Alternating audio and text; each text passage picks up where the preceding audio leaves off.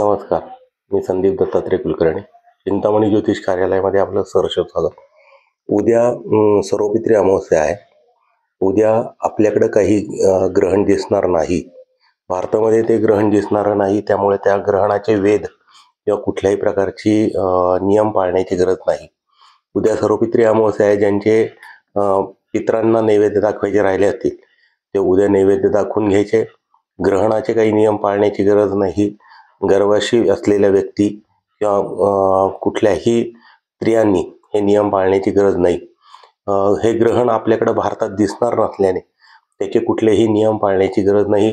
सकाळच्या वेळेला नैवेद्य दाखवून संध्याकाळी बैलपोळा साजरा करण्याला काहीही हरकत नाही.